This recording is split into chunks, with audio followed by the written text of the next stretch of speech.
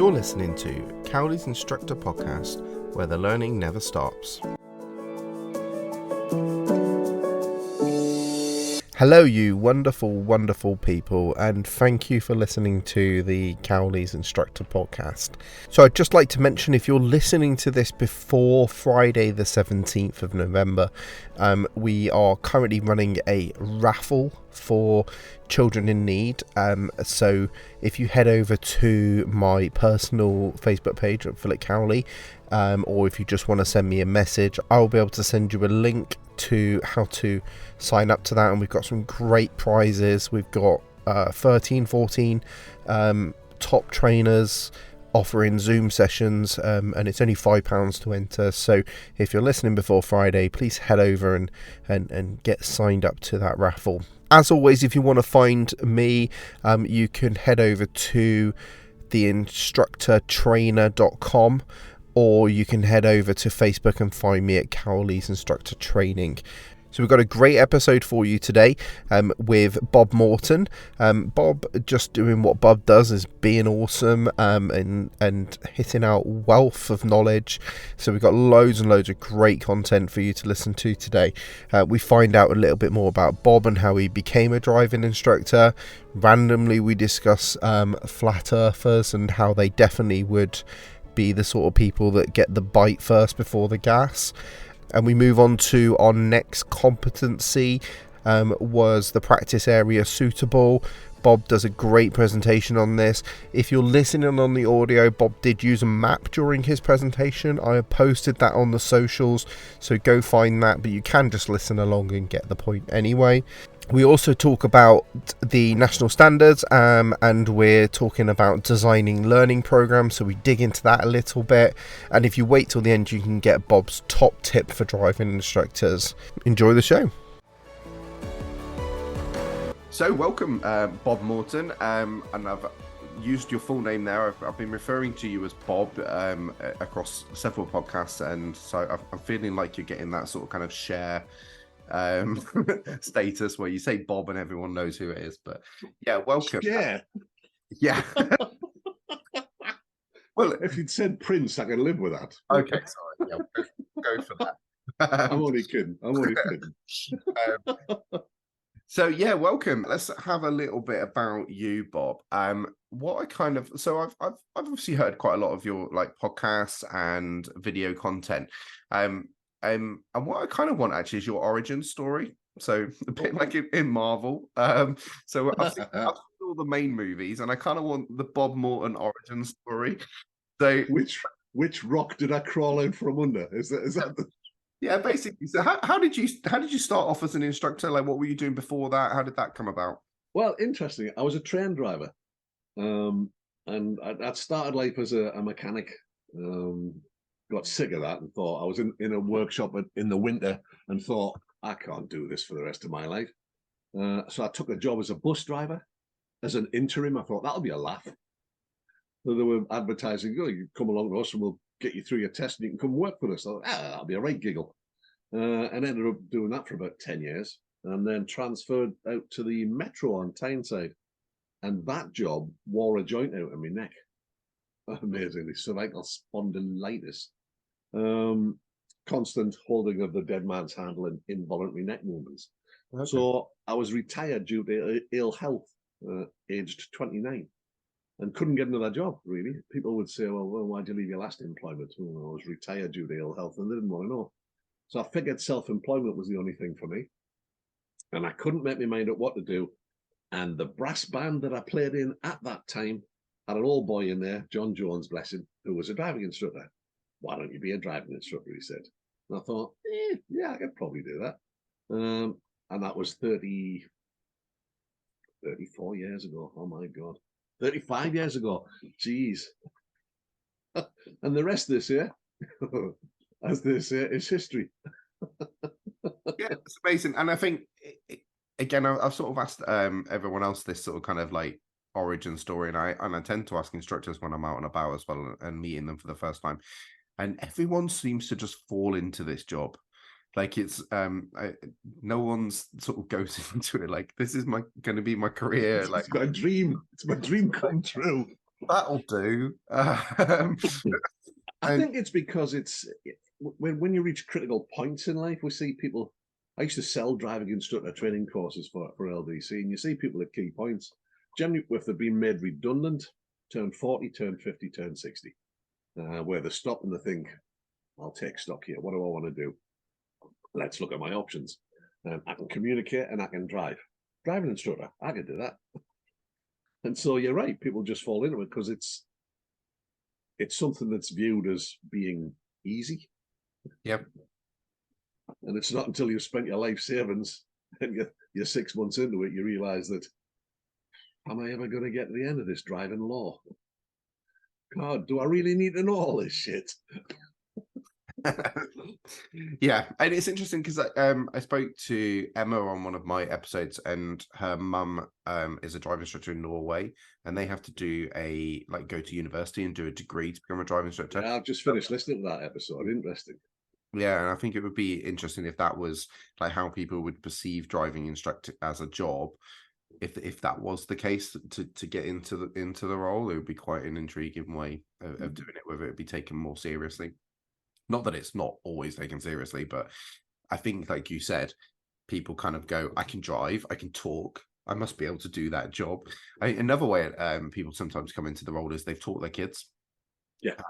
And then they go, oh, that was all right. I could do that to another 100 pupils. It'll be fine. Yeah. And then they realize that their kids were one of the easiest people they were ever taught to drive. That's right. Yeah, that's right. Well, you say that. Well, my two daughters were a piece of cake. My daughter, I'm teaching my daughter at the moment, and finding it challenging, to be honest. She is she's not a talker, and even with me, she's very anxious, and she sort of doesn't like to give answers and stuff, and I'm good at getting answers out of my pupils. Yeah. And I'm finding it probably the hardest I've had a lot of pupils to get answers out of. She's driving really well, apart from when she smashed my car. But other than that, she's driving really well. First time. But isn't it interesting though that somebody who's as well versed as you are in extracting stuff from people, there's a barrier there because she's your daughter. She wouldn't like that with another instructor. Yeah. They often don't behave like normal pupils. That's part of the problem, isn't it? My lad would always say to me, "Are you sure, Dad? Are you sure? What do you mean I'm sure? I wasn't bloody sure. I'm not sure." Yeah. Doesn't sound right to me. Yeah, no, it's interesting that because he won't see you as this sort of kind of driver instructor that's done this for years. Just like, Dad, he doesn't know what you're talking about. Yeah. So you joined the industry by mistake, sort of kind of thing. Just about, yeah. What happened then? Well, joined LDC almost by mistake. The old boy who trained me said that, look, you come work for us for a while, you'll learn the ropes, and then you'll set up on your own. Now, I was lucky that he taught me quite a lot about how the business worked, because that's not the norm. Our industry is plagued by poor customer service, and it's not really our fault. It's because most instructors start life with a franchise. The franchise takes care of all of that. They eventually decide it's time to leave the franchise, but they haven't really got the customer service skills or all the other bits and pieces that you need to be able to run a business. And so we're kind of stumbling along, making an okay job of it, but it should be so much better. We aren't very good at customer service. You just got to look on Facebook and see the nonsense people post on there. And I often look at that and think, your pupils can see this, right? If you're on, I'm an ADI and I'm on Facebook, that's a public forum. People can see what you're writing. So the person you're slagging off here probably realizes it's them. It's just, and I've had this conversation once or twice with people say, well, I'm not bothered about him. It's not him that you should be bothered about. It's all his cousins and his nephews and his brothers, his sisters, and all his friends that are going to avoid you like the plague because you're that guy. And there should be a rule. I'm making a rule for myself, and I don't go on social media when I'm full of alcohol because it ends badly. Yeah, not a good idea. So that's interesting though, the business side of it, because I suppose that inherently comes from the fact that you don't have to know that stuff to pass your Part 3. That's right. That's why the training sort of end up that way. But you would think, and I'm sure the big schools maybe touch on it, but just don't push it hard enough. But you'd think that they'd want you to have good customer services because you're working under their brand name. And so that's something I certainly do with my training with my guys, is that if they're going to work under my name, I want them to have that good customer service, because I don't want to be handling those phone calls. Well, that's right. Complaints are difficult to deal with, and for a good while, for about 20 years, I handled the complaints at LDC, and we don't get that many, but they're still there to be dealt with. And at LDC, the new guys get a 3-day business course on this is how. Okay, you threw your test now. Here's how it works in the real world. This is the real world things you're going to have to deal with. You're going to have to be able to deal with somebody phoning and complaining. So how are we going to answer that call? And simple stuff. Like saying, "Well, I'm sorry, you've got a problem with that." You're not apologizing for anything, but you've already said sorry, which makes the person at the other end of the phone wind their neck in a little bit, and then they're easier to deal with. So it's just that sort of stuff. I mean, I kind of fell into LDC almost by accident. I talked to the old boy who had trained me, saying, "Yeah, it's probably time to move on." And I had a friend who had a musical instrument shop in Redcar Station Business Centre, and I was there visiting him, and LDC had just opened an office there. And I got chatting with Paul McCardle, who's the managing director, and I just thought there was possibilities here to perhaps become an instructor trainer, which interested me. And so I joined them. So right from the start, you were thinking about becoming a instructor trainer. And so what kind of, because I remember when I started, I was 21 when I started, but so I didn't have these sort of kind of grandeur ideas. But what gave you that idea, like as soon as you became an instructor, that you wanted that progression? Well, once I'd qualified, the school that John Jones had, he took on another PDI.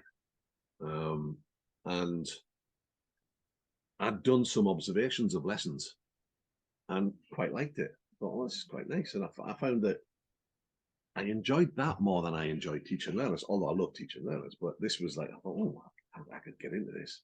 And so I did. So joined LDC with that in mind, but kind of got sidetracked a bit into the instructor support end of things, dealing with complaints and helping people to see that, the decisions they were making were perhaps not good for their business. And it's not just LDC thing here, it's your business too. So I did all the business training for the new instructors. I actually sell the courses. I headed the training department in the early 90s, and then took a sort of sideways step into, the customer care end of things, and then came back to running the training department. I can't even remember when that was. But finished my time there as director of training. Did just about every job in the company. My guess is around the time that the industry was swapping over from the PSTs to. Is that about right? Yeah. Because I remember. Yes, I was heavily at 2013. That's a timely reminder when the new criteria came out, and we're sitting down looking at that, and I started to put modules together to take care of that. So they give us that document in, I think it was October 2013, and the test came in April 2014, and we were promised a follow-up document to the examiner guidance that's never appeared. Still waiting. One day. Yeah. You think? Yeah. So when you joined LDC, how big was LDC at that point? Because it sounds like you quite quickly went towards management style roles. Yes. Yeah. Well, my franchised instructor number is 49. Okay. And they have 500 now. So okay. it's but yeah, it was just chatting with Paul and just some interesting conversations with him. He talked to us all one day about how did we feel about doubling our profit, and I thought, "Oh, that sounds interesting." But I don't fancy doing double the hours. Well, of course you don't have to do double the hours, do you? Because your fixed costs are in the first bit. So it's, generally if you're doing 40 hours a week, your profit's in the last 10. So if you want to double your profit, you only need to get to 50 hours a week. I stuck with the franchise because it always made it worthwhile for me, because the franchise fee wasn't high. But it meant that at the time I was easily able to manage 30, 35 hours a week. But the extra 5 to 10 hours back then were very difficult to get your hands on. because we were all cutting each other's throats and there wasn't enough work to go around. So the franchise topped mine up. So that I just saw that as extra profit. Yes, they were taking a percentage of that, but it was still profit that I wouldn't have had. So that's not the normal way to think about it, I understand. But so I just got involved in lots of conversations with Paul, and he then, he saw that I was quite affable and I'm, a reasonable speaker. Did I fancy doing some selling? Maybe, I don't know. How would that work then? And so I just got involved in tons of different things. And I owe Paul a lot, Paul McCardle that runs LDC. It's just, he saw the potential in me and offered me the opportunity to develop. I also count myself as extremely fortunate that I was paid to sit at a desk week after week after week and studying all this stuff and looking at the national standard and all the criteria for the exam and putting together like totally geeky spreadsheets that point out what the important boxes are in the form. That if your core competencies aren't in place, you're still not going to pass. It's that simple. If you're not able to see it, sort it, and suss it and sort it, you're never going to get through. So those core competencies still exist, but it's in a much more client-based way. So that the learner has to. I'm telling you here, you know all this, but it's that the learner has to come up with the idea. It's a bit like being married, isn't it? You've got to get the other person to think it was their idea. Yeah, no, definitely, I agree. It's those core comps are definitely run massively throughout the 17 comps. So I like the fact they use comps twice. They're very confusing. So you joined LDC, took over by the sounds of it. It's just an interesting story because I think actually a lot of people go through what I would say is the traditional maybe driving instructor route, start with a franchise, go solo, and then just stick with that. Maybe then start taking up, like, I suppose my story actually taking on instructors and building your own franchise, and that kind of feels like the traditional driving instructor story. And I love that like people have different ways of doing it, and it sounds like you've you've gone through the sticking with a franchise, working your way through that, and it might have been a different story for you if you'd have gone solo early on and maybe not had that platform to do that sort of extra training and like you say, being paid to sit and read all this information, which I just do for fun. That's right. But it's to have the time and to put the serious effort into looking at that and analysing it in the tiniest details and the chance to experiment with stuff and think, well, would this work? What about this? How about that? I ended up being the guy that people came to when they'd been twice and they're at the last chance saloon. So under that kind of pressure, you've got to make sure it works because it's somebody's livelihood. It is really important. So it was working out what it was that we needed to do just to get them through. I wasn't bothered about whether it was an A, whether it was a B. There's more than 31 points. That's all I was interested in. We were aiming for 51 all the time, but if I said to a guy, been working with a guy recently, and he got through, decent score, but he's not happy with the score now. I said, you would have given your left testicle for 31 this morning,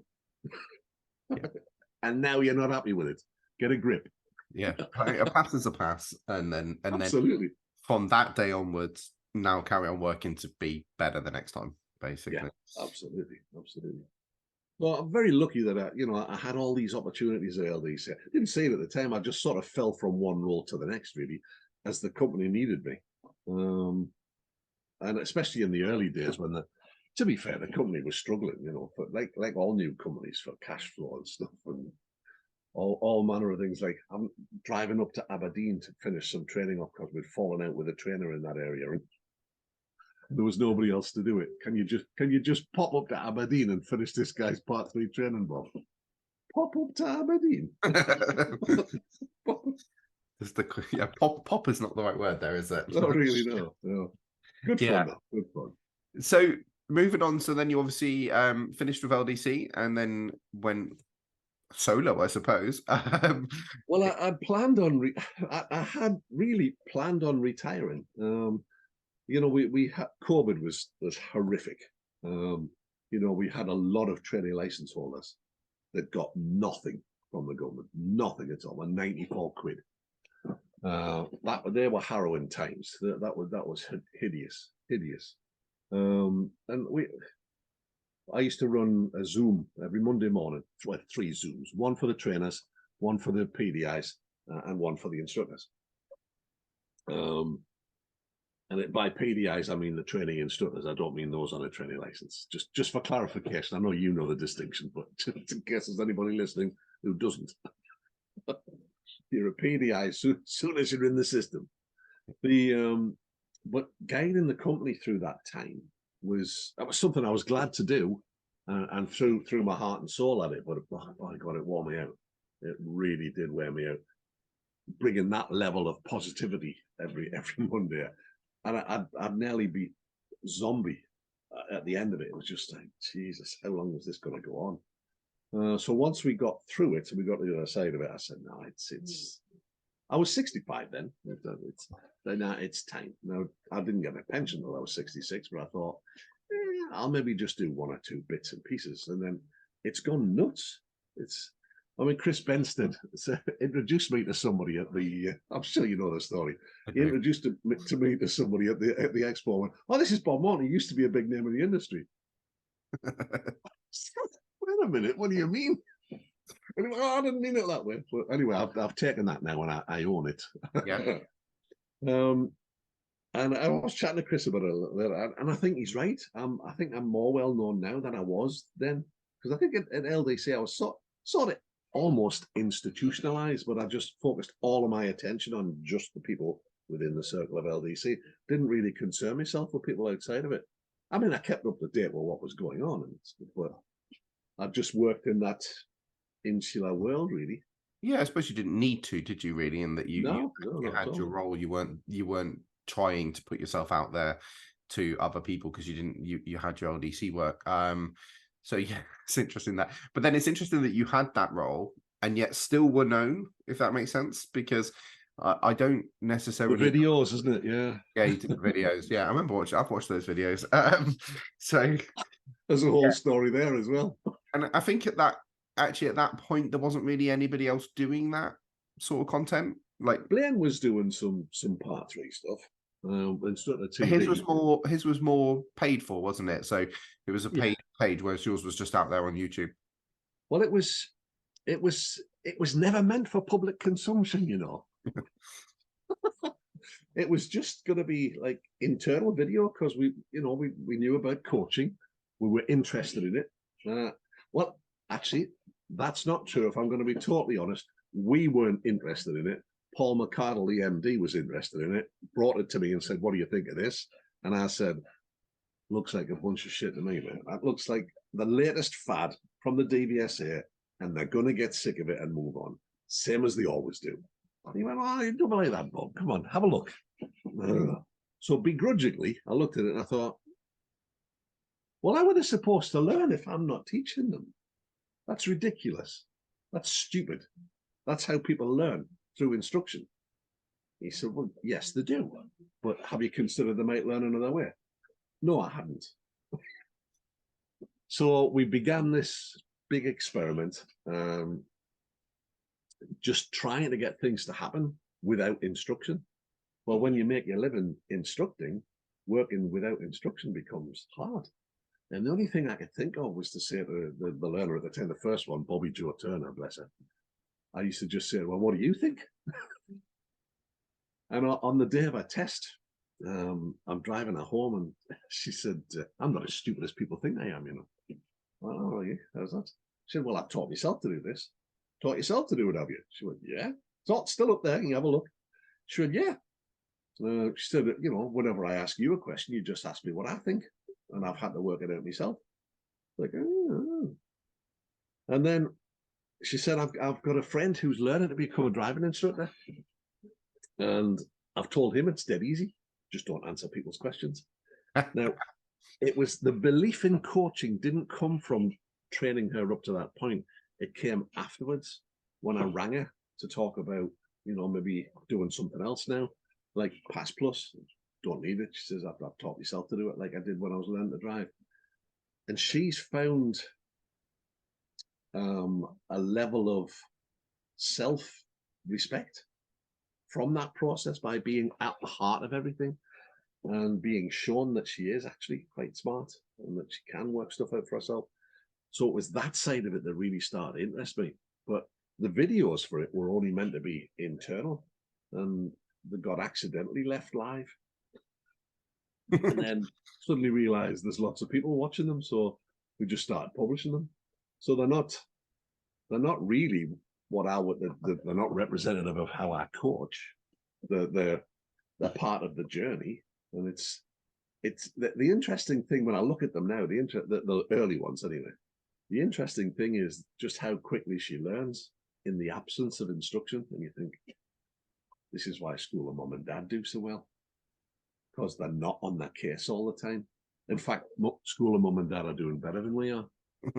There's all sorts of arguments about why that might be, why they might have a 2% better pass rate than we do. And instructors will always say, oh, yeah, it's because instructors are working with them too. It's time to have a look at that and think, is there something to learn from this? And I think there is. We need to interfere less and help learning happen more. Because it's just, oh, there's the hammering. Bang, bang. We have builders in for anybody who can hear the hammering in the background. There's two. I was going to jump in on something else, and then you said about parents, and I wanted to jump in on that. We'll go for the first thing that I was going to talk about. So I'm intrigued by this sort of, because I think I went through the same sort of kind of transformation, whereas I was like, I'm an instructor, that's how I got taught. It was tell. And I'm sure there was elements of coaching in there just because I'm naturally like that, but I didn't know it. I didn't know it as coaching. And you obviously had this sort of kind of phase where you were like, no, that's ridiculous. How are they going to learn if I don't tell them? Impossible. How could that even happen? Inconceivable. Yeah. And then quote from my favorite movie of all time. So then you made this transformation, but it sounds like the way you made this transformation was giving it a go. Yes. And not giving up after the first time you asked a pupil a question and they said, I don't know. You gave it a go and you worked with it, and actually you can see that in the videos, that you're learning as you go with it. And I think you even actually, I'm sure on one of those videos, you even explain it to the pupil, like, let's give this a go, see what happens, sort of thing. Yeah. You brought the pupil into the process. And I think maybe is a barrier for a lot of instructors, that they have that initial like, oh, that doesn't work for me. And they should just give it a go, but give it a go for long enough, so that you can get better at it, and so that also you can see the results of it going well. Would you agree with that? Oh, 100%. We dip our toes in the water, barely enough time for them to get wet. It's, you need to get in there and have a good paddle, and set it up nicely so that it can work. The way that we did it with Bobby Joe Turner was silly, because I found myself in safety critical situations that I had no real knowledge of what was just about to happen, because nothing was set up. She'd had no instruction. Thinking back, that was probably a silly thing to do, but we're just discovering stuff. And I'm pretty quick-witted with, and with the jewels and such. I'm in quick, but it's not an ideal construct. So you need to set things up so that it's easy, so you can gain success. So start with maneuvers, start your coaching process there. But I do think it's amazing that when you look at some of the things that have come back from the conversations with them, like Bobby Joe Turner, our first attempt at reverse parking, I said, okay, scale that then for me. If 1 was just dreadful and 10 was as good as it could be, where would you place yourself? 10, she says. Now, if you're a coach, you're supposed to let that go. But I was thinking, that was nowhere near a 10. There was no observation at all. So I thought, well, I'm not allowed to challenge. Everything I'd read about that said, you're not allowed to challenge the number they give you. I said, okay, what are you basing that on? She just turned me and said, nobody's dead. Therefore, it's a 10. Okay, fair enough.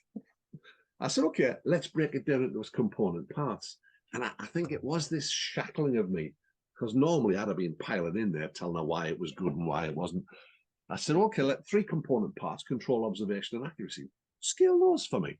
And of course, she gives herself a 10 on control and a 10 on accuracy and a 2 on observations. That's why 2. She said, I wasn't really looking.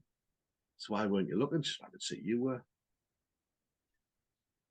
From the mouths of babes and innocence. And the other favourite one was with Danielle, who was a joy to teach. She said, I dual braked her. And we pulled up round the corner and have a little chat. Let's see have a chat and see what we're going to learn from that. I said, okay, obviously that was me on the brake there. What do you think made me do that? She said, is it because you're old and nervous? Yeah, that's pretty much it, yeah. But let's scrape the surface of that a little bit. I mean, there was a lovely conversation that comes, and I think it's just a case of being open to it and not wanting to jump in. But we feel that we need to jump in because that's what we're being paid for. I'm being paid to instruct. Now I don't think that at all. I think, well, I'm earning my money here by creating an environment where learning can happen. And if I do that and I get out the way, this big storm of learning will happen. And my job is just to help them get the balance right between challenge and ability. You know, if the challenge is too high and the ability is low, well, they become, disheartened. If the ability is low and the challenge is too high, have I done that the wrong way around? Then they can become frustrated and bored. So it's just helping them in effective goal setting, really. And people think that coaching is just about letting people do whatever they want. Well, no, you would challenge and go, no. The classic one, isn't it? So, what do you want to do today? Motorways. It's only lesson number 2. Yeah, but that's what I want to do. Oh, well, that's what I did that because I'm being client-centered. No, you're being client-led. So our job would then be, of course, to challenge and say, well, okay, how fast do you travel so far? 7 miles an hour we got to do yesterday. So yeah, I mean, it's fascinating stuff, and I'm a total convert now, of course, where I started the whole thing just not believing any of it was possible, that it was just a load of hoping. It's and I find that fascinating because, like, obviously you are massively a convert and preach it to everyone. Ad nauseam.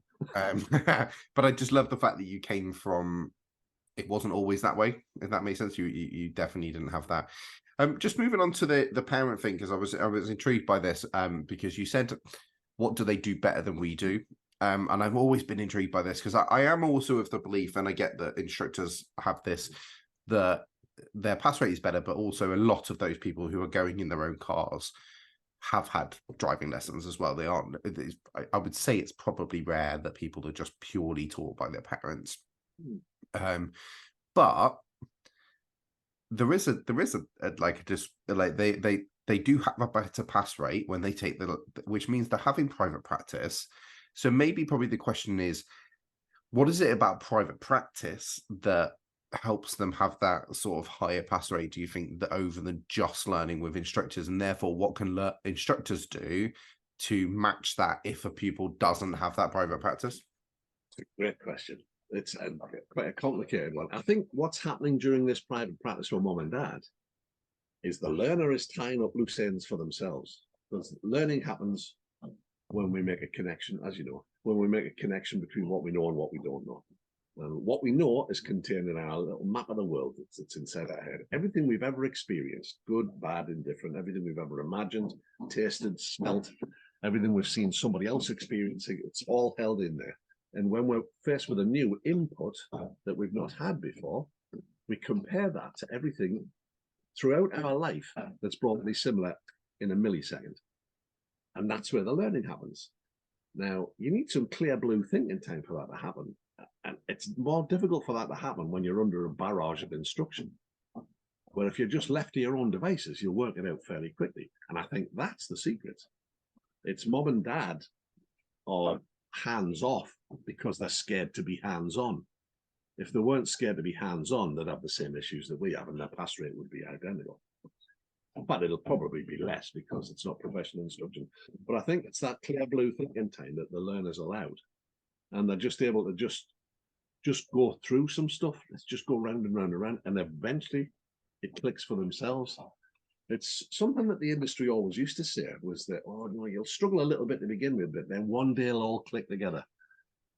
And I've since realized that it all clicks together in the mind of the learner. It's not to do with the instruction that's being given. It's just the learner finally makes sense of stuff. Yeah, so it's almost like in the old way where it was just all instruct, instruct, instruct. There was always that phrase of you start learning to drive after you pass your test, which I absolutely hate because I'm like, well, what are you paying me for? But maybe that used to happen because that was suddenly they were in the car and able to think because no one was chatting to them next to them. So they're similar to that sort of kind of the parent being quiet. So so for me, it kind of comes down to this. And a phrase that one of our ADI examiner likes to use is empower the pupil. And I think that's what parents do unintentionally by shutting up. They empower them to take responsibility. And I think that's maybe where instructors not necessarily don't do, but maybe need to make it clearer to the pupil that they are taking responsibility, because pupils have this, like your story about your pupil not looking around because you were. And now obviously I'm not saying instructors should stop looking around when we're doing maneuvers, but we should be making it clear that it is their responsibility, because they see us differently and therefore rely on us. And there we need to kind of push them into that zone of don't rely on me, actually. And I think that's one thing. The other thing, and actually to be fair, I've learned this recently teaching my daughter to drive, because we also, like, for example, last night we drove like maybe 40 miles to another city at night, did a big roundabout that she'd never done, like 5 lanes, did a big massive roundabout that's similar to one that we have local, but it's new. And so we had to apply those skills that we've been learning. It was night, it was busy. It was a big fire at this place. It was a lot of traffic.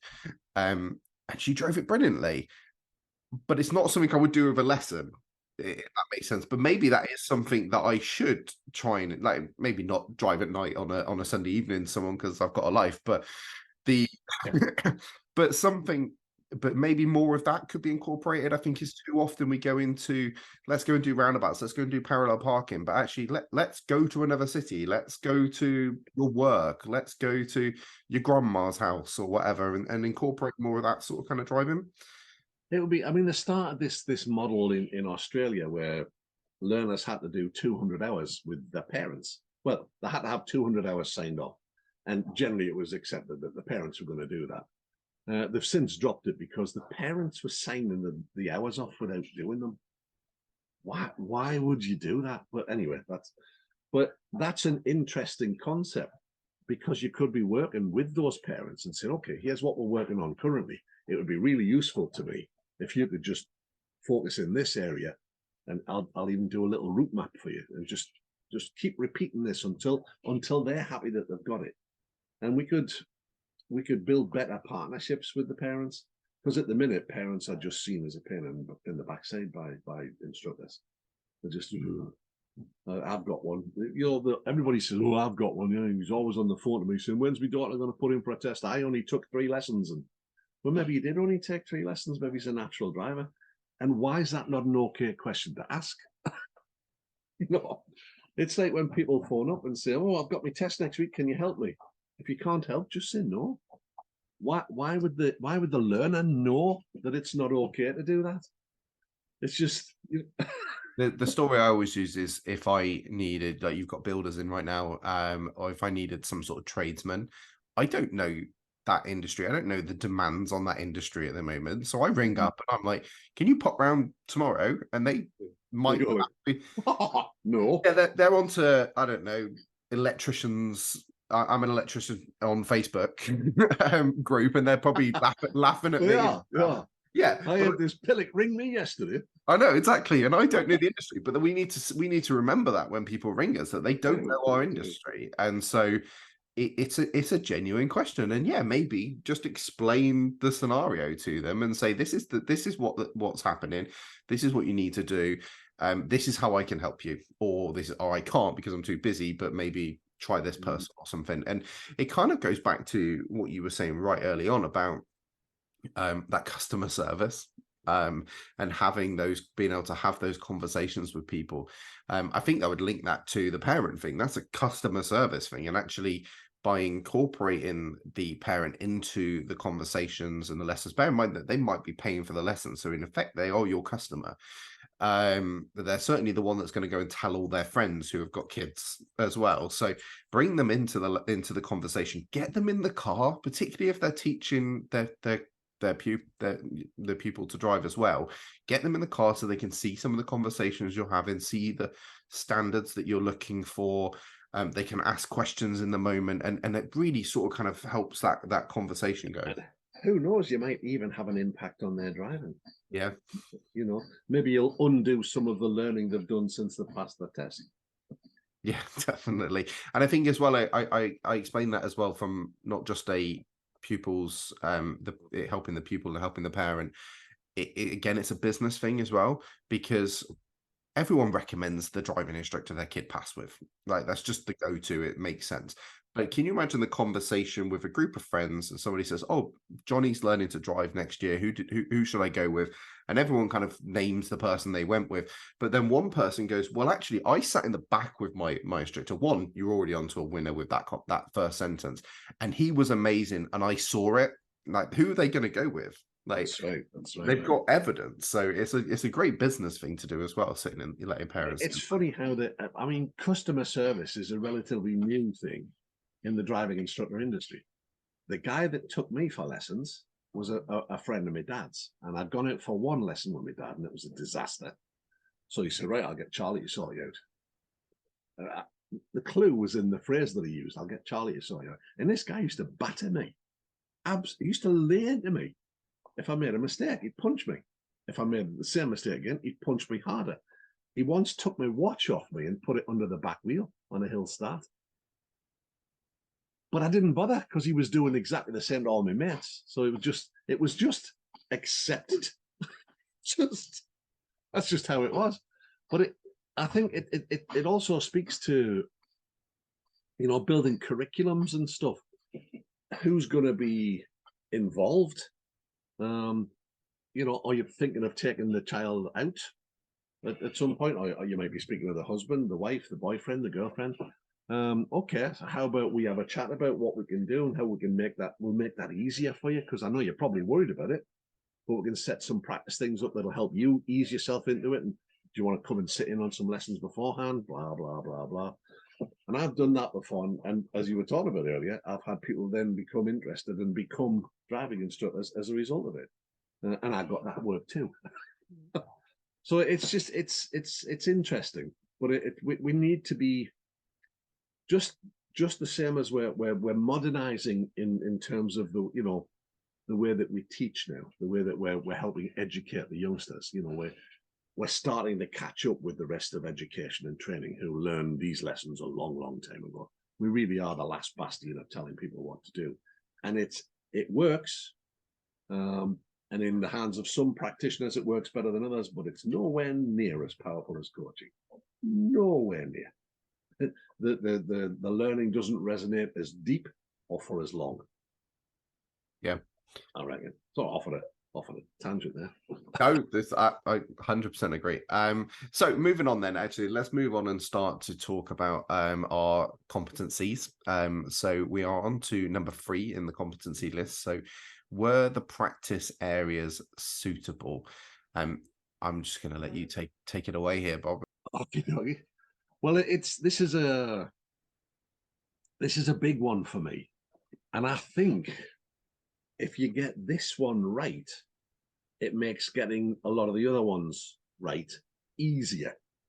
When I speak to people who are preparing for standards checks and part 3s, and we get onto the subject of routes, they've generally organized a route that leaves the test center, goes through some stuff, and arrives back at the test center 45 minutes later. That's it. Tick, job done. And I say, okay, so what's today's subject? And I say, how much of that route are you working on stuff that's not part of today's lesson? And they're always saying the same, well, quite a bit, but it's inevitable. Is it? Is it really inevitable? Or have you just not put enough thought into it? It's always the latter. Always. You can't find places like that in my area. Yes, you can. You've just not looked hard enough. So I like to use, did that work? Do you see the map? I do. And just for those listening, I'm going to share the photo of this so that you can have a look at it while we chat about it. So if I'm looking at roundabouts, I want to isolate roundabouts. And on my roundabout route, I don't want other things that I've not already dealt with. The likes of traffic lights, pedestrian crossings, that kind of stuff. So I start mine here on Rook Hill Road. For those of you who are not looking at the video but are looking at the map, you'll find it on the right-hand side. And I come up to the roundabout at the top here near Checkerfield Lane School and turn left. So I'm then coming down the main road, turning off, doing a T-junction, and I'm back on Rook Hill Road again. I've done one roundabout. We'll then probably stop for a review. How was it? What went well? What didn't go well? And then I might then go straight ahead. But I've got the ability to get back to that roundabout really quickly. So if that's going well, I might come around this way to this other roundabout. This big one in the middle is a bit more complicated, so I'm not tackling that yet. That's the next step. That will be the next challenge. So I've got the ability to get back and forward to these very quickly, and there's no pedestrian crossings, there's no traffic lights, there's nothing to deal with that I've not already dealt with.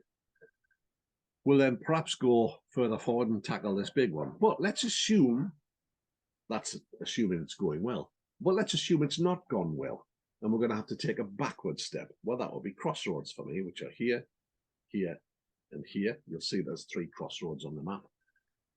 So I can take a backward step to that. And let's assume that it goes really, really badly because the learners are freaked out because there's an examiner in the back now and they can feel the pressure. And I might need to go back to basic junctions, which I can do here. If I need to go further back, bottom left of this map, there's a little beginner area that I could use. So I can take that backward step very easily. And I've got everything within my control. If things are going not according to plan, I have options. So my lesson doesn't have a route that covers the whole lesson. It has a set of practice areas. And it's interesting that the DVS here describe it thus. Did the practice areas, were they suitable for what you're working on? And do you have other areas close by? Because it will not always go right, because that's just the nature of things, isn't it? So it's really thinking about how much of any, and here's an exercise for the boys and girls to do this week. Here's something to try. Your next lesson, make note of how much of the time you were dealing with what you're supposed to be working on and how much of the time was spent dealing with other stuff. Now, the reason that that's a bad idea is because you've already got enough plates spinning on a standard checker of part 3. You don't want extra plates to spin from pedestrian crossings and other things that may or may not go right for you. So that little area that I showed you on there, it's very rare that there's any meet situations there. But I can go to where there's meet situations a little bit further west of that map. So there's everything I need. Now that as it happens, that's Pontefract, which you'd think would be designed by a driving instructor. It's so perfect and everywhere. But you can find these areas, and it's an exercise we do with the, it's an exercise that LDC do with their PDIs. Go and find places to do these lessons and send the map in. Let your trainer have a look at it, and let your trainer comment on it. So it's really thinking about that. And what order will you do these things in? Because where you live can determine the order in which things happen. I mean, if you lived in Milton Keynes, well, lesson number 2 is roundabouts, isn't it? So it's because that's all there is down there. Yeah. So you might have to tailor it to where you live. So it's really important that we put the time and thought into showcasing well for exam, which is the same thing as churning out end product during a lesson. Has something happened as a consequence of the environment? Of the environment that you've set up. That was quite short. It's about that being quite so short. No, it's interesting, and I love this idea of like I suppose having contingency plans available to you, so you can move that lesson up and down depending on where you're going. So yeah, really nicely succinctly way of putting it. Another bit of this competency, and it does leak a little bit into were opportunities taken to clarify learning outcomes. But I think it also ticks this box as well, and will get marked on this box, is if you're not using the area appropriately as well. So, for example, obviously, my guess is I don't know how close that area is to the test center. It's 5 minutes away. Right, but for part of that would be the 5 minute drive there, utilizing that area, because to prep yourself for the meat of the lesson when you get there. And I can see that happening quite a lot when with PDIs and ADIs as well, actually thinking about it, where you you don't utilize the junctions on the way to prep yourself for the routine that you're going to be doing when you get to the roundabouts. So I think that's quite important as well. And maybe also using stuff on, like you said, there's no pedestrian crossings or anything like that, but again, if there was, use it to run through MSPSL. Use an example that I quite often see happening is moving off and stopping lesson and talking about checking your blind spot and like, oh, what if there's a junction there? What if there's a junction there? And then the examiner says, put a bloody junction there. Stop opposite one, yeah. Just stop here next to this lamppost, yeah. And I think it's an area that we fall down on big style now, even more so now. I was chatting to somebody again just recently. I said, and so what did you do on the way to the area? What do you mean? Well, what did you work on? Well, nothing. How long did it take you to get there? Well, it was only 5 minutes. So if it's only 5 minutes there and it's only 5 minutes back, that's a quarter of your test time gone there. And if you're doing nothing, if you're the examiner, what would you think? It's a waste of bloody time, isn't it? I think the way I like to look at these exams is it's not a test of your ability to instruct. It's a test of whether they're happy to let you charge for it. And in order for you to be able to charge for it, you've got to do something different to the school of mum and dad, which is trundling around fixing some stuff and letting other stuff go, which is what most of the lessons I observe are. We let so much go. You think, well, why are you not pouncing on that? Well, that's not what we're working on today. Yeah, but that was safety critical there. And then we took that bloody car door off, never mind the door mirror. Just, are you not going to talk about that? Well, yeah, but we're not working on that. Jesus. Okay. So we have to really think about this. And it really is about, are things happening really quickly and really efficiently as a result of your input? Are you enabling this to happen? And there must be end product. If you're trundling around, keep mentioning the mirrors and keep mentioning the fact that they're too fast, keep mentioning the fact that they're too wide, then you're not doing your job. Stuff should be fixed. It should be fixed quick. Somebody said to me the other day, yeah, but you can't do that with all learners. No, mate, you can't do that with all learners. It can be done with all learners. You just got to find a way. What you're doing is not working. So if you keep on doing what you've been doing, you'll get what you just got. So you've got to change. So it's, in the past, the industry just looked at people who were slow learners. That's how they were described, because they didn't fit the model that was being applied to them. But the reality is, it's us. We're the problem. Yeah. I think people aren't learning the way we're teaching. It's start teaching the way people learn. So looking at the just on this conversation as well, like utilizing the areas, and I love that little map. It looks like, I quite often when I go away to places, I'm driving around, I'm like, I'd love to teach here. I do the same. How sad are we? I know. Everyone else is looking at the countryside. I'm like, oh, what a roundabout. Yeah.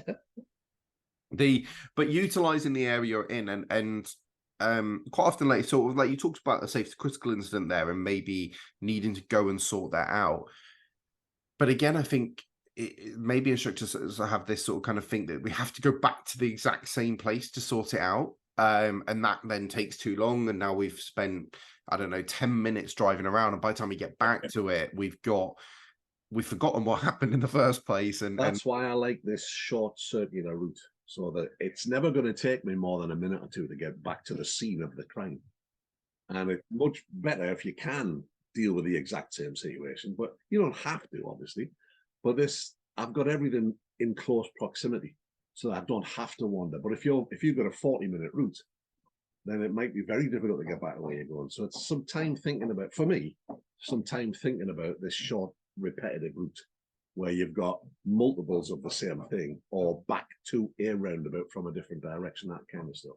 Yeah, definitely. I think it's that building those small little loops that you can repeat, but remembering that you can practice the skill of whatever happened on the other stuff on the way there back, even if you are going back to it, that you can build that in. Maybe you can also, like it sounds like on your route, that you could flip it round and go the other way, and then let them experience that from the other driver's point of view. So you can see how you can manipulate the area you're in to go, this is how we're having that. You've taken that one tiny little moment on the lesson, and then you've milked it for the next 20 minutes because you've got all the learning out of it. Well, that's right. And it then also, affords you the opportunity to start looking at the upper levels of the GDE. Well, okay, how would this be if it was icy? How would it be if it was dark? What if there's a lot of traffic here? What if you had a load of your mates in the car making a lot of noise while you were trying to concentrate? What would you say to them? Well, tell them to shut up. What if I told you to shut up? What's your strategy? And the fact that you've actually already discussed it means that it's more likely to happen that way when it actually comes to it.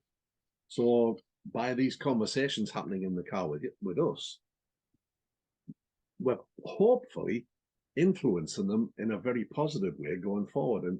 And the people often say, "Oh, I want them to hear my voice for years to come." No, I want them to hear their voice for years to come, asking themselves, "What's my options here? What do I need to do here?" And really think their way through it. And I think that's a good way of thinking about what we're trying to do is we're creating decision makers, not drivers. Good decision makers, because good decision makers are good drivers. Or rather, good drivers make good decisions. I love that. I love the idea that it should be their voice that they're listening to not ours. I remember Lou talking about safe driving for life. So I want all my driver learners to be safe drivers. And I think it was Chris Spencer that told me this story. She got up and said, actually, no, what I want is my pupils to be able to choose to drive safely. So they need to know, but actually I want to have those conversations so they make the choice to. Because actually, a lot of times when people make errors out on the road, it's not because they can't do it properly. They've chosen to drive unsafely. They've chosen nobody leaves the house thinking, right, I'm going to kill somebody here. No, yeah, it's not a deliberate choice, but it's happens over time, doesn't it? Where I'll go a little bit faster. I'm in a bit more of a rush, whatever. And it's those conversations that they choose not to. I always, I'm going off on a massive tangent here, but I always remember a situation where my wife FaceTimed me and my daughter had fallen in the park and smashed her face up, and there was blood all over her face. My wife was screaming, was panicking, and I was like, I will be there. I'm on my way.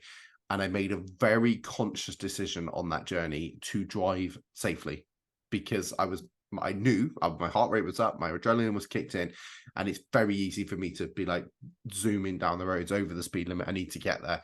But I made a very conscious decision. And I think that's what we're talking about is like have those conversations with pupils. Like in this scenario, what would you do? Absolutely. Because I mean, we all know there's no power on this earth that will prevent a 17-year-old male with a fresh license and his own car getting in it with all his mates in and driving it flat out. That's going to happen. I'm never going to change that. There is no power on the planet that will be able to. But I might be able to make him think about when and where he does it. And that's the key thing, isn't it? That's the thing about the upper levels of the GDE matrix. It's having that thought process that thinks, yeah, that's not safe to do that here. I'll do it somewhere else, or I'll do it at another time. And it's that it does become the norm that you pass your test and then you learn to drive.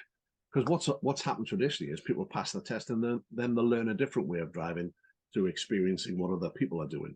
And that behavior, that driving too close to the vehicle in front, driving too fast, not indicating, becomes normalized because they see it so often.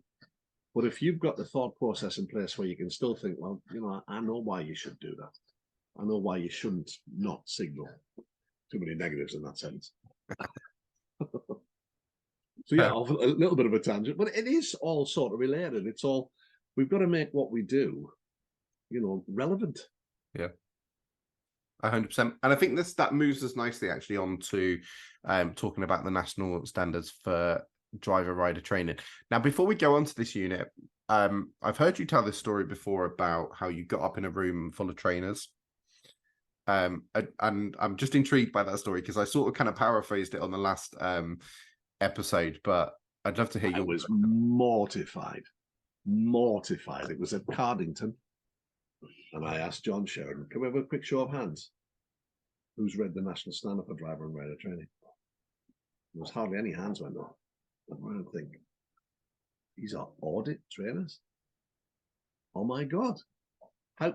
Now, I know, that if you said, the National Standard for Driver and Rider Training, people's eyes glaze over. Generally, people who haven't read it. There's some interesting stuff in here.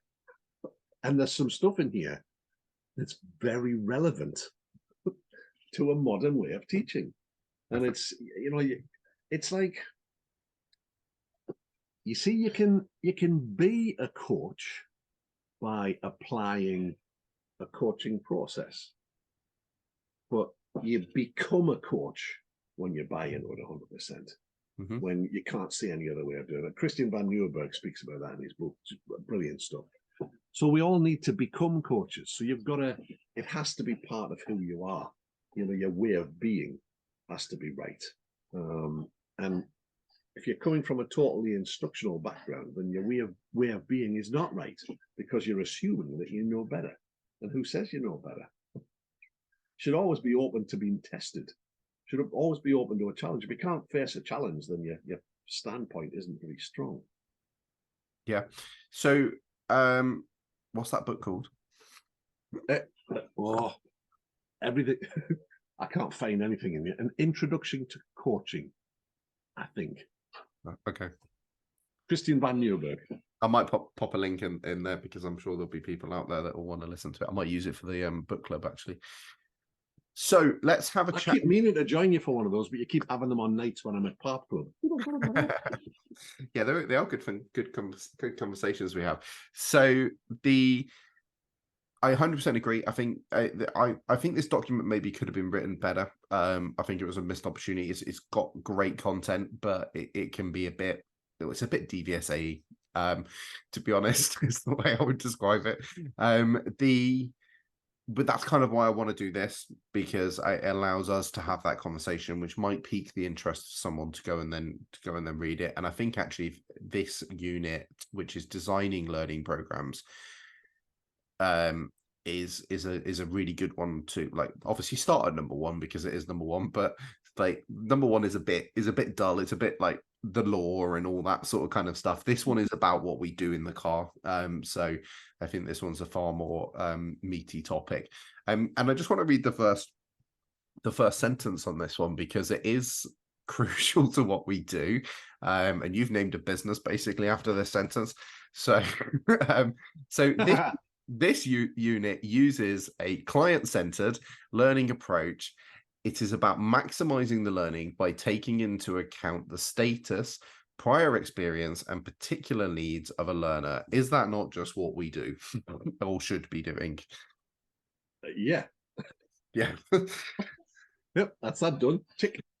Yeah, so don't need to read the rest. So that is what we should be doing. It is what we should be doing, but I can only speak for the lesson observations that I've done.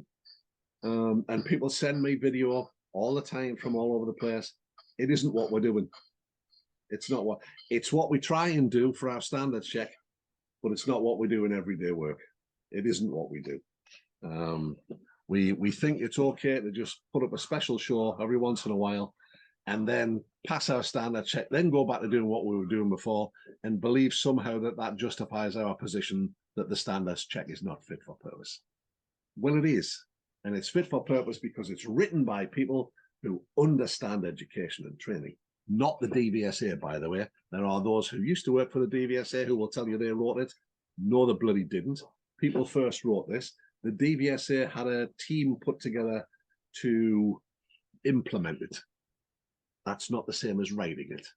So it's written by people who understand education and training. Now, this became apparent to me because as following on from the coaching stuff, we wanted to become an accredited centre at LDC. So I had to train to become an assessor, then a verifier, and I trained to become a teacher. That was hard work. Jesus. You think it's hard qualifying as an instructor? And it exposed me to a lot of different thinking. And education has been using coaching for ages. So they're kind of, we miss a trick here because all these kids that come to us have already been coached while they're in school. So they're open to it. They might not like it, but they are open to it. And it must be geared around who the learner is. We must be applying teaching techniques and methodologies. I'm tired. I've been poorly, that resonate with the learner. We must help learning to happen and not get in the way of it. So the only way you can be sure whether you're getting in the way or not all the time is ask, what did we do that you like? Anything I did that you didn't like? Now, eventually, they'll not tell you that anything to do with that to begin with, but eventually, once they trust you, they'll say, well, the Claire's classic one on the LDC YouTube stuff. I asked her that. I said, what do we do that you like? Well, I like the way that we do this. Anything that I do that you don't like? She said, well, I would have never said anything, but since you brought it up, when I'm having my first attempt at something, could you just shut up? That's what I mean. She said, I need you to be quiet while I'm trying to concentrate. You don't want me to talk you through it? No, but that's how it works. Well, not for me. Your jibber jabber, she says, your jibber jabber is putting me off. Jibber jabber? I was offended. Jibber jabber. So I thought, right, you smarty pants, have a go on your own then. There's me expecting her to fall on her backside. Far from it. Nailed it, first go. Oh. And then nailed it on every attempt subsequently. And the reason that happens is because she'd worked it out for herself. With all the experience that was inside her head, she'd compared those things she was doing with everything broadly similar in the rest of her life, got it all sorted out, filed it away for future retrieval, done. And a further conversation with her on the run into test. What do you want to work on today? Yeah, she would just have a bit of a drive around us. No, come on. You know that's not how it works. We want to work on we want specific things to work on. She said, I don't think I've got anything to work on, really, Bob. She said, I'm quite happy with it all. But you don't want to work on maneuvers, maybe? No. Are you sure? Yeah. So it's just, what about this? No. So are you sure you don't want to work on it? She said, do you think I need to work on maneuvers? I went, well, no. She said, what do you keep mentioning it for then? And I thought, why does she not want to work on maneuvers? Learners normally obsess about maneuvers. And she didn't want to work on maneuvers because she'd worked them all out for herself and she wasn't worried about it at all. I hadn't given her a list of things to remember because that's what driving instruction is. In its crudest form, it's a list of shit to remember. And if you want evidence of that, listen to the conversation in driving test center waiting rooms. Now, remember, but don't forget, that's all you hear. Remember what we said? If you get that roundabout there, don't forget. And what happens under pressure? Well, they forget. Then we come back and say, well, it's not fair that I'm being held to account for these triggers that happen on tests. It's not to do with me, that, isn't it? Isn't it? You're the one who's given them this list of shit to remember. If you stop doing that, they'll stop doing the stupid things on tests because they won't struggle to remember because they'll have worked it out for themselves. Now, I'm not saying it'll never happen, but it's much less likely to happen. Yeah, definitely. And I think actually it should happen all the way through your training. But I think it shows the most on maneuvers. Like you brought maneuvers in there as that example. But I think maneuvers are one of those things where it really is a list of stuff to remember, and you're trying to like do, I don't know, when is it when do I do one turn? Is it when the wing mirror flashes at me or what? And if that wasn't confusing, Facebook wouldn't be full of driving instructors asking how to do it. Yeah, absolutely. And I love, it's actually one of my favorite lessons is that first time reversing. And I just love they look at me and I'm just like, give it a go. And they're like, what? And it's, I love that moment where they do give it a go and work it out and tweak it. And then I don't necessarily, like you said, you don't necessarily have to teach it again because they've worked it out. Like we practice it, but it's their I like to. way. I've sort of refined that a little bit more when I'm doing it now. I get them to imagine it first. Mm-hmm. And then when I stop them, if it's not going the way that we were expecting, I'll stop them and say, is this what you imagined? No, what's different about it? And it gives me a handy reference there. Oh, I'm a bit wider. Okay, what's your options for putting that right then? And I'm constantly working in the, well, what could you do about that? And that and that. So if we're making it all around the learner, it then doesn't make sense to me for us to overlay a curriculum on top of that. Why not put the curriculum together with the learner, whether that be a learner driver, whether that be a PDI, whether it be an ADI that we're working with. Okay, let's look at our program of events. Let's look at the things that we need to learn. There's a broader goal. We're going to learn all of that. That breaks up into a whole series of smaller goals. Now then, is there a logical order to this, do you think? And having them, and I think we used to think, I still think it's great. LDC have a curriculum for the learner drivers, and it really works well. But I think we sort of miss a trick, having the PDIs put that together for themselves and really think about it, because it's already sort of done for them. Now, we focus the attention in other areas, but are they really buying into that being the order if they've not put it together? Because if it's your idea, you're never going to turn your back on it. So I think it's, and it speaks to this unit of the national standard that we have to have a curriculum, which is just a series of events, and it needs to be in a logical order. It needs to go from the simple to the complex, from component to whole, and particularly low risk to high risk. We can then have conversations about, well, what constitutes risk here? And if it's high risk, are you more, as the PDI, are you more or less likely to need to take control of that in the beginning? And what level of control? And how will you hand control over? So built into that curriculum are the conversation. You can just return to it all the time. They're all written out. Okay, so let's look at where we are now. Who's managing risk here? What about at this level? What other stuff could you do at the same level here that's of the same sort of level of risk or the same level of effort required? Are there things that are similar? Does it break down even further into component parts? Well, it does for me, and this is somewhere else that we don't really do as good a job as we could.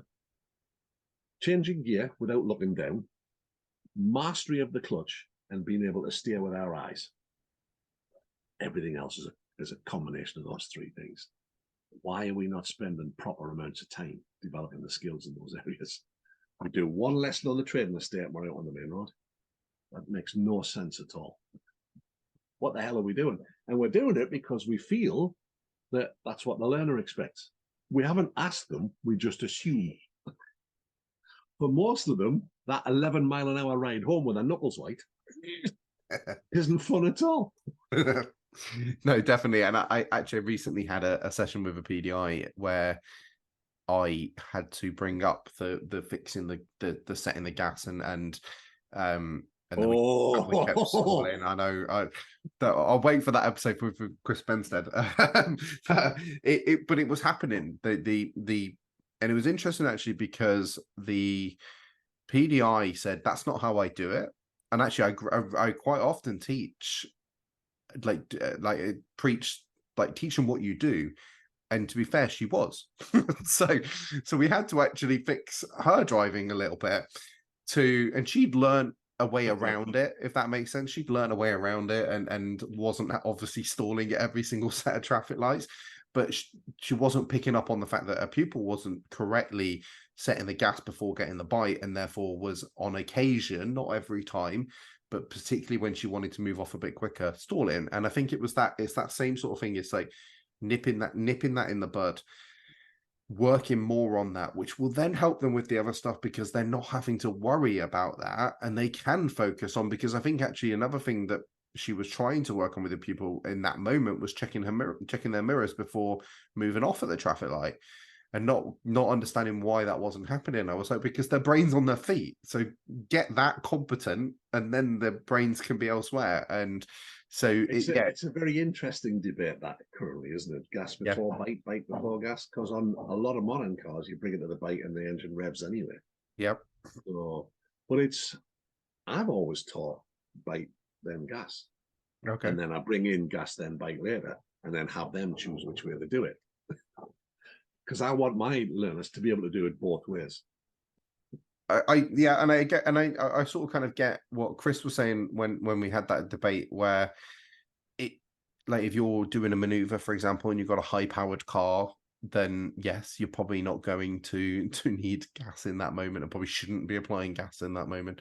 I think and this kind of comes down to the whole a coaching element, is allowing them to try each style and see the benefits and the disadvantages, and being aware of how it might be different in every car. Now, for example, this car that we were driving is quite a low powered, I think it's a Hyundai i10, sort of kind of low powered car. So you don't put gas in that car, it's stalling. Yeah. So, and I think that's important to recognize when we're teaching. If we've spent 40, 50 hours with people teaching them a particular way of doing their feet, it's very hard to then get into another car and change that. And so I think it's making them aware that we're teaching them to drive all cars, not just the car we're in at that point. That's where I sort of kind of lean towards the set gas, find bike. Also, it's in the driving essentials. Driving the essential skills says set the gas, find the bike. Yeah. But we also used to think the Earth was flat. True. And I do agree that I think in fact, some people still think it's flat. Yeah, no, oh yeah, God, that has come back, hasn't it? It has. That's because the internet, basically, the internet allows crazy people to have a louder voice, like Chris Benstead. It's interesting actually, because I had this conversation, and we're fully going off topic here, but I had this conversation about reversing cameras. Now, my reversing camera is really good and really clear, and the driver's essential skills actually says take effective observations. So my argument actually is I get a better view of what's behind me in my camera than I do turning around, because I have quite a small back window and quite big blind spots at the back. So I look at that scenario and go, how is it best for me I still want to see everything. How is it best for me to see everything? And I need blind spot checks because it doesn't go wide enough and I can't see cars approaching from the side. But actually turning around, looking out the back window, I get a worse view than I do from the camera. So I'm wondering if the industry and DVSA particularly will change with times when it comes to things like cameras, because it'd be difficult for them, wouldn't it, really? Because not all the cameras aren't going to be the same. That's the problem. And somebody will make one that's cheaper than somebody else's, and it won't have quite the view. It's tricky. I think I'm happy to let people use the cameras, but as long as most of their observation is to the rear, and you want to be checking your blind spots to the rear, so a scan round. But as long as most of your observation is that way, I think glancing forward at the camera is totally fine. I take the same line as I would do using mirrors. That's fine too. Glance at your mirrors, look back. Yeah, the word for me is effective observation. So I think for me, it's about, did you know what was there? And that's the key, is like use what you can to get that information. And so it like sometimes, like, I don't know, people will probably know that some reversing cameras, you can get that wide angle view. So you can flick it into like a wide angle view. But if you're reversing out of somewhere, that camera's like 2 meters further back than you are. So the reversing camera on my van is phenomenal. Yeah, it's absolutely phenomenal. But it's 140 degree. So. Yeah. And that's what I mean. So it's like, it's bringing that in, that actually in that scenario, if you're reversing out of somewhere, like a blind, like a driveway or something, that camera is going to give you that information before that you could by looking over your shoulders. And so I think that definitely should be incorporated into the lesson of how are you best getting this information. And this comes back to talking to, we're massively going off on tangents here. The talking about mirrors, and I quite often talk about when we're training mirrors to not mention the word mirrors, and to talk about like looking for dangers. And again, if you put it in that sense, it doesn't become about a mirror check. It becomes about searching for the information, which often will be a mirror check, but sometimes is a blind spot check. Sometimes is looking. I think it's we could really do with making a change to the way I think mirror signal, position, speed, gear, look is outdated. It's not a good system because you have to change it when you come to overtake. So if it was a solid system, it wouldn't need changing at all. If we switch to IPSCA, information, position, speed, gear, acceleration, which is what the advanced trainers use, then that never has to be modified. And information covers everything, and it runs throughout everything we do. So information, we take it, we use it, we give it. So what information do you need here is very different to which mirrors you're going to check. Because it's just that, I had a debate with somebody about stuff to remember, that it's not a good idea. And we were talking about junctions, and he'd said, if you don't know, don't go. He said, I don't want to fail. I said, what did they fail on? We pulled out in front of somebody. What happened to if you don't know, don't go? She said, she forgot. Well, that's how powerful that is. She forgot. So you can't just have a whole lot of acronyms and little phrases for people to remember, because it's just more shit to remember. But if it's built into them, I need information here. And I like to pick a road, and I'll stop and I say, okay, tell me what you can see. Tell me what you can't see. Tell me what you might reasonably expect on this type of road, this type of day, this time of year. What would that be? And what if it doesn't pan out the way you're expecting? What's your plan? Where's your escape routes? Where's the softest things to hit? So it's by getting them to be more aware of the world that they're in and having plans to deal with potential, issues. I have this with my missus all the time. She gets upset because if I'm driving and I'm approaching something that's a bit more complicated, I zone her out. I don't hear what she said. What, you ignoring me? I'm concentrating on driving. We're going to get there alive. She'll happily carry on a conversation with me while she's driving. It drives me nuts. You need to be concentrating. You're not good enough to not concentrate. I might get away with it because I am a good driver. I've done a lot of advanced driver training, so I might get away with it. But she won't. But yet she's happy to take that risk. It drives me nuts. So I always drive. That's just the way it is. It's interesting that actually, because I had a conversation with a ADI about that, and I'm sure everyone's had this the people that won't shut up, they're like really chatty, wants to tell you their life story, the entire thing, and have a good old chat. And to be fair, those people are great. It's good fun. The lessons fly by. And they were saying, how do I get them to shut up so they can concentrate on the driving?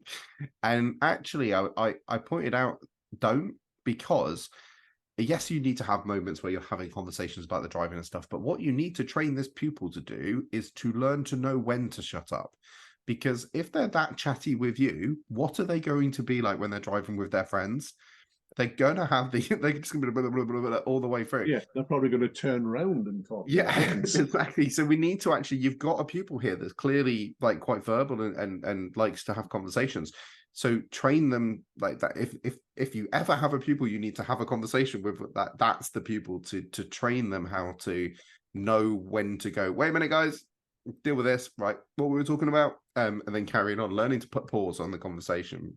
But anyway, back, what were we talking about originally? Curriculums. Curriculi. Is it curriculum? No idea. So I just want to read a couple of these out and just to kind of see what you think about them. And some of them I'm just going to brush over because we've kind of covered them already. So one of them says I do find this one interesting, and this runs throughout this unit, is identify the learning needs of the learner, their initial status, and any special needs including any for in-vehicle adaptation. Sorry, it's all weirdly laid out there. So obviously you're trying to find out if pupils have any special needs. I'm just going to move on a little bit because a little bit is sort of then says later on about incorporating parents. So it says, where appropriate, how to foster effective relationships with parents, guardians, partners, and carriers of learners with physical or cognitive disabilities. Now, I find that bit quite interesting. We've talked about incorporating parents, but here it actually specifically says for physical and cognitive disabilities. And I almost slightly don't agree with this, because I I get you should have that conversation in that situation, but you should have that conversation for all of your pupils. I remember listening to Sen podcast, which is one of the guys that Terry had on his Meganar, and he had a special educational needs, just in case. Okay, people don't know what Sen is. Yeah, sorry.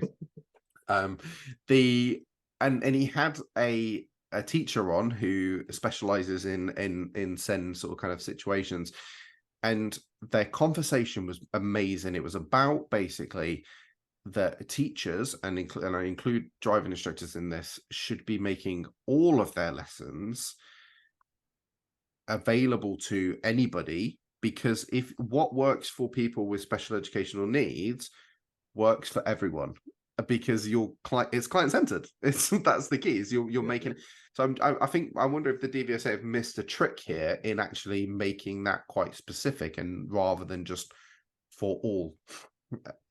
Well, I think that the key thing to remember, I think, really for me, is that the DVSA are not teachers, they're not trainers, they're assessors. Different world. I think we need to contract with every customer, and that includes all of this stuff. Okay, and I'll normally start with, okay, let's have a little look at how it's going to be. You know, what we're going to do, how we're going to do it, when we're going to do it, why we're going to do it, and I'll say, so what is it you want from me? It's nearly always met with, well, I don't know, teach me to drive. Okay, well, how's that going to be though? Again, early stages, unless I've taught somebody to know, and I'll just get a piece of paper and draw a line down the middle. I say, okay, this is the stuff that you want. Am I allowed to shout at you? No. Well, write it down then. No shouting. Well, if I can't shout at you, is it okay if I slap you if you make a mistake? No. And a bit of light-hearted stuff. And I always do this for free. It takes about 20 minutes. How about if you've made a mistake? What happens then? Am I okay to berate you? Or would you rather we maybe pulled up and had a conversation about what we're going to learn? And I'll go through it all. What happens if you're late? What happens if I'm late? What happens if I have to cancel? What happens if you cancel? What are the consequences there? How will that work? So I'll go through all of this.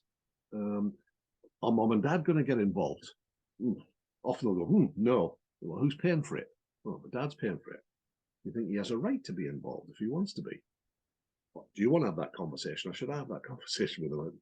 And we just go through it all so that everybody knows what's expected of them and what they can expect of the other person. And that's all part of it. How do you learn best? I remember having a conversation with a guy who was quite a long way along the spectrum. He'd said he wanted to plan the lessons. You want to, okay. So I sent him the LDC workbook, and he came back with a wodge of notes. And I looked at them, and they were really good. I said, wow, that's very good, that's very good.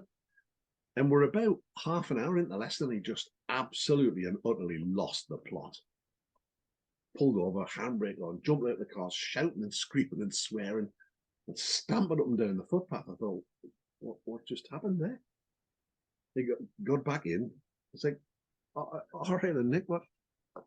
Can't explain to me what's just happened here? You missed a bit out. What? I didn't. You did. You just grabs the notes from me. Goes back several pages there. That was ages ago, mate. He said, yeah, but you said I could plan these lessons and you've not let me. I said, have you been annoyed since then? Yeah. Why didn't you say something? I didn't know I could. So we just hatched a plan between us. So I hadn't done a very good job there of actually setting the boundaries, because he should have known that if I do or say something that aggravates you, hey, just shout up there and we'll fix it. So by not really understanding properly what he needed from me, I gave him what I thought he needed. So it's vitally important, because I get asked this all the time from new instructors. Oh, I've got this new pupil that's got insert SEN here. What do I need to do? I said, well, you're going to need expert help. All right, where am I going to find that? Sat next to you. They've lived for 17 years with it. They know how it works, and they know what doesn't work, particularly. So hatch a plan. You might need to involve somebody else, but have that conversation to make your life and their life much, much easier. Absolutely. I think it's. I remember teaching a girl with autism recently, and that was exactly what we did. And actually, she went and did a presentation at her university, and the presentation was on how I'd trained her, because it was the first time in her life that someone had let her decide how it went, like what works for you. But this kind of brings me back to my point that we talk about it, and maybe people are just a little bit more aware of it when it comes to scent. But everything you just described there, it could have worked with any pupil. Absolutely, because that's how they like. Everybody is different.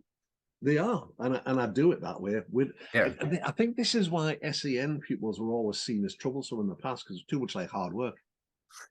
Yeah. But we should be working that way all the time. That's how we remember we're charging money for this. So it should be hard work. It shouldn't be what mum and dad can deliver. We shouldn't be selling that. We should be selling something above and beyond that, which is lessons geared to the individual, not the individual geared to the lesson. And that's a not very well veiled dig at those who say, "Oh yeah, I'm going to do roundabouts for my standard check. Have you chosen your pupil yet?" No, not yet. No. Brilliant. Well, that's bound to work well. I think we've taken enough of your time, and I'm you're sick of listening to me now. I'm not sure how long people are going to listen for. If you've made it this far, well done, guys. If you've made it this far, well done, you. Yeah. So, Bob, do you want to tell everyone where they can find you? Client-centeredlearning.co.uk. I'm running a series of workshops at the minute. I think I prefer the Zoom workshop way of doing things, because it means I can. This sounds so bloody grandiose. I can help more people that way. There's a real lack of understanding of what's required.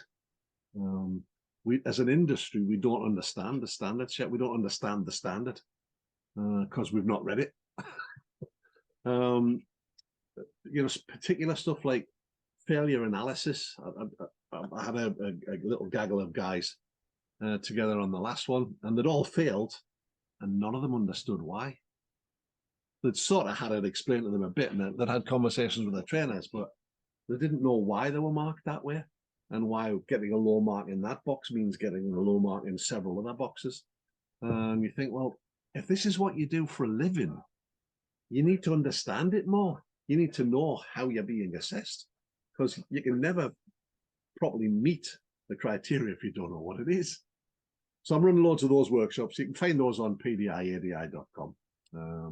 I've partnered with them because it means they do all the admin and I just turn up and do the workshops, which suits me just fine in this era of alleged semi-retirement. Yeah, you've not done a good job of retiring. No. So just before I get one final top tip from you, because I've been asking everyone to leave a top tip, I'll just let everyone know where they can find me. So you can find me at Cowley's Instructor Training on Facebook, or you can find me at theinstructortrainer.com, or just find me on Facebook, basically. I'm also on Lou's PDI group as an admin, and we support lots of PDIs on that group. So yeah, go join that group. So Bob, what I forgot to pre-warn you about this, but I'm sure you'll have one at the top of your head. What is if you had one top tip to give to PDIs, ADIs, what would that be? Stop being a dick on Facebook. No, I'm only kidding. No, I'm not kidding about that. Stop being a dick on Facebook. I think it's see if you can find more coaching inside of you. It's in there. It just wants to get out. And if you want to see how powerful it is and how clever your learners are, next time you're going to do a maneuver from scratch, get them to imagine it, and then say to them after they've finished imagining it, I'm going to keep you safe now, so no matter what happens, it can't go wrong. Execute what you just imagined. And then if it's not going the way that you're expecting, just stop them and just say, is this what you imagined? No. Well, what's different about it? Okay, what's your options? And just see how smart your learners are. So coaching has not only changed my working life, it's changed my life. That sounds very grand, doesn't it? But it has. I look at life a different way now. I'm nowhere near as curmudgeonly as I used to be. I'm less Victor Meldrewish. My missus would probably tell you otherwise, but That's the title. Will that do for a top tip? That's the title for the podcast. Not Victor Meldrew. Okay, brilliant. Yes, thank you very much, and thank you everyone for listening. And please subscribe and keep listening to more of the podcast. We've got some more great trainers, including Chris Benstead, who we talked about briefly, is going to be coming on. So yeah, thank you everyone. Cowley's Instructor Podcast, where the learning never stops.